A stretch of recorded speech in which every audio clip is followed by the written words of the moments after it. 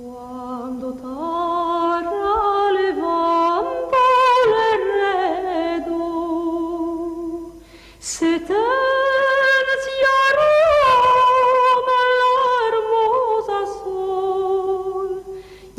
amis, on rencontre fréquemment dans le quartier juif une drôle de communauté dont les hommes portent le fez sur un faciès sémite. Leurs femmes, aux attaches fines qui les font distinguer des fortes filles macédoniennes, portent des voiles transparents. On vous dira que ce sont les Dönmé. Médecin-colonel Giseur, division navale d'Orient, mars 1916. Guidés par ces récits, nous sommes partis à la recherche de cette étrange communauté. Notre quête nous a conduits d'Istanbul à Salonique et de Salonique à Izmir, d'un bord à l'autre de la mer Égée. Nous pensions pénétrer dans un conte oriental, mais c'est l'histoire de la Turquie moderne qui nous fut contée.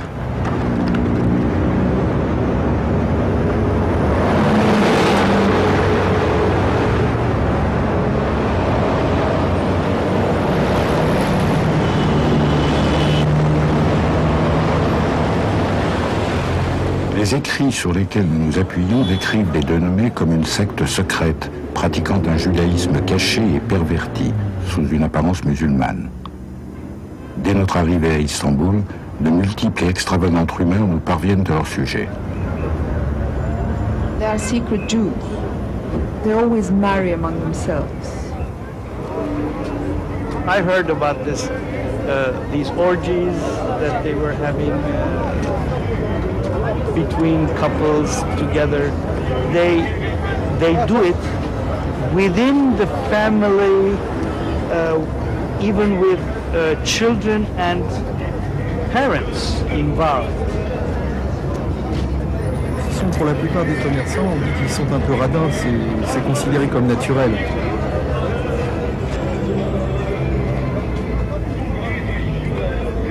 We know that Dönmé had a secret religious life, something between their Muslim appearance and their real Jewish believing. Dönmelerin sahte Müslüman kisvesiyle Müslümanlar arasında büyük tahribat yaptığı, bir yabancı ajanlar olarak çalıştığı. They would sell the country, that they're not nationalistic enough. On dit toujours, on dit. Moi, je n'ai pas vu de mes propres yeux. Et même pour Atatürk, ils ont dit qu'ils étaient Dönmé. Some says to the other, hey, do you know this fellow or this lady, that lady?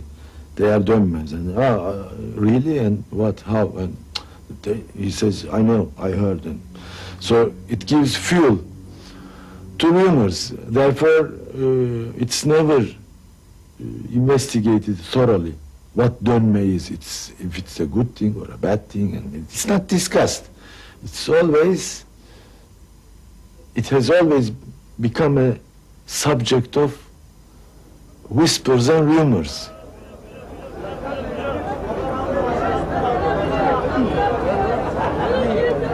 Selon les escales où l'exil les a conduits, ils sont désignés par différents noms. À Salonique, les Juifs les appellent les Sazanikos, c'est-à-dire les petites carpes qui nagent entre deux eaux et changent de couleur. Pour les Turcs, ils sont les Dönmé, c'est-à-dire les convertis. The first time I heard about the word Dönmé was from some guy on the street about my age, and he said Dönmé from Salonika. And I said, are you saying something bad to me? I don't even know what he was talking about. And he said yes, and we had a fight.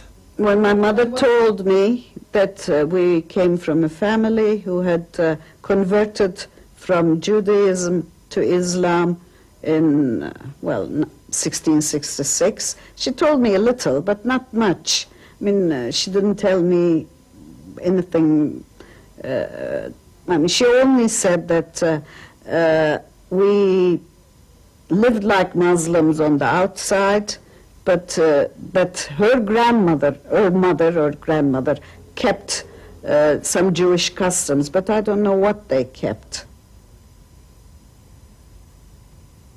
Il nous a fallu plusieurs voyages pour nous rapprocher d'eux. Certains ont accepté de se dévoiler, beaucoup ont refusé. En échange de cette confiance, ils nous ont demandé la discrétion. Ne pas citer de nom, ne pas les confronter avec d'autres membres du clan. Bien qu'ils affichent un certain détachement, ils préfèrent parler d'eux-mêmes à la troisième personne, marquant ainsi une certaine distance. Ils diront souvent « il », là où il faut entendre « nous ». Je me suis retrouvé jusqu'à une période avancée de mon existence sans rien connaître de cette aventure extraordinaire de mes ancêtres. Et c'est tout à fait par hasard que j'ai appris que j'avais des origines d'Unmei. Je suis très remué par toute cette affaire, sur le plan sentimental, pas du tout sur le plan religieux, parce que pour moi ça n'a pas d'importance, mais essayer de reconstituer cette saga de la famille expulsée par Isabelle la catholique, répercutée d'un point à l'autre du bassin méditerranéen et se retrouvant à Salonique où ils ont fondé vraiment une véritable famille.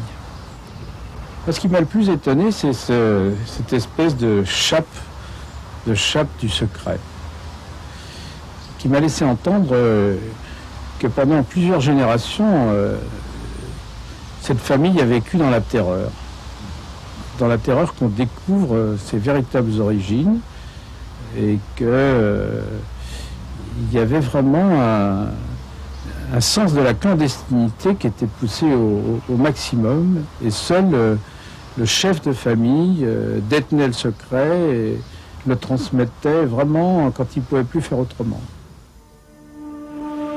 Si l'on chuchote à l'extérieur de la communauté, à l'intérieur le secret est de rigueur.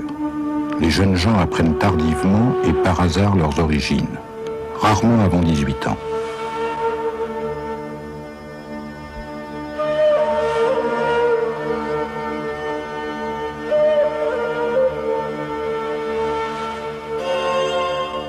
Tout a commencé au XVIIe siècle sur les rives de la mer Égée à Smyrne. En ce temps-là, l'Empire ottoman est à son apogée. Il est composé d'une multitude de communautés ethniques et religieuses, dont chacune bénéficie d'une administration relativement autonome. Au sommet de celle-ci règnent les pouvoirs religieux, musulmans, chrétiens ou juifs.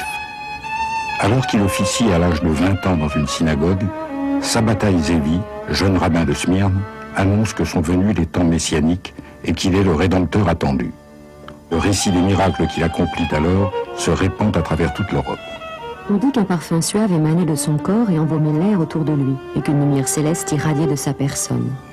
On dit qu'il pratiquait d'étranges cérémonies, qu'il poussait des cris et des incantations. On dit que certains disciples ouvraient leurs toits et dormaient tout habillés dans l'espoir de s'envoler vers la... Fuyant les pogroms d'Ukraine ou de Pologne, fuyant les persécutions perpétrées par l'Inquisition d'Espagne, les Juifs affluent vers la rédemption que leur offre leur Messie. Il conduit son nouveau peuple sur les routes qui mènent vers la terre promise. Il s'entoure d'apôtres et de prophètes et se proclame roi des Juifs. Pour le sultan, le désordre qu'il engendre est vite intolérable. Il le fait arrêter par sa garde spéciale. Sabbatai Zevi est enfermé dans la citadelle de Gallipoli. Mais les disciples continuent d'affluer de toutes parts et se pressent sous ses fenêtres. Nous sommes en 1666. Alors le sultan lui soumet un ultimatum, la conversion ou la mort.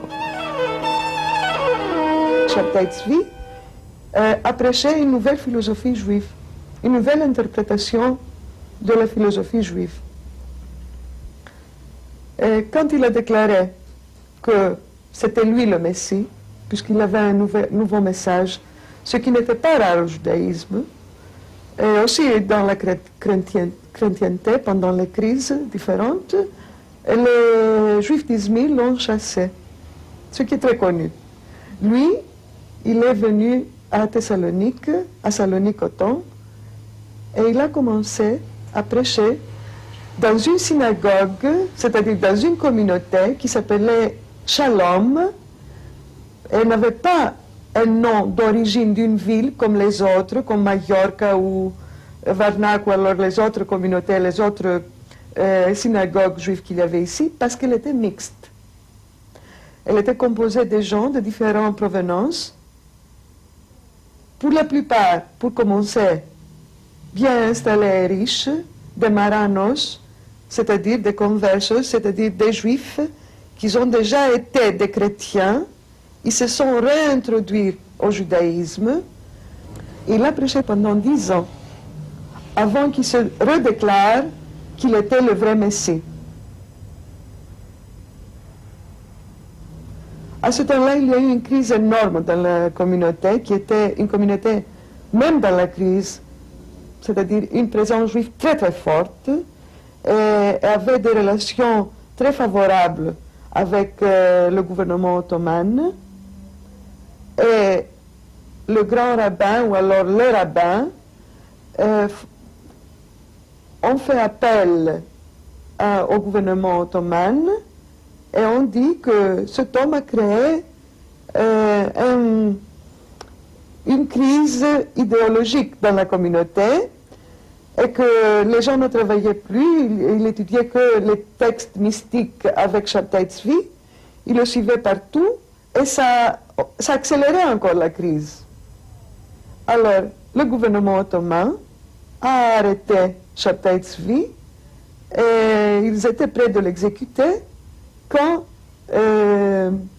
lui, il s'est décidé de se convertir tout de suite à l'islamisme pour éviter sa mort. Tous les disciples qui étaient tout à fait fascinés, mystifiés par sa façon de prêcher, ont suivi ce qu'il a fait et ils sont eux aussi convertis en islamisme. C'est ça qui a donné le nom de Don Meij, ce qui veut dire, c'est connu, quelqu'un qui change facilement d'une croyance à une autre, c'est ce qui change. Oui, Don Meij. Le mot Dönme veut dire celui qui a tourné. Il désigne également le renégat, celui qui a tourné sa veste. C'est le nom injurieux que les Turcs donnèrent aux adeptes de la foi sabbatéiste après leur conversion. Ce sont aussi des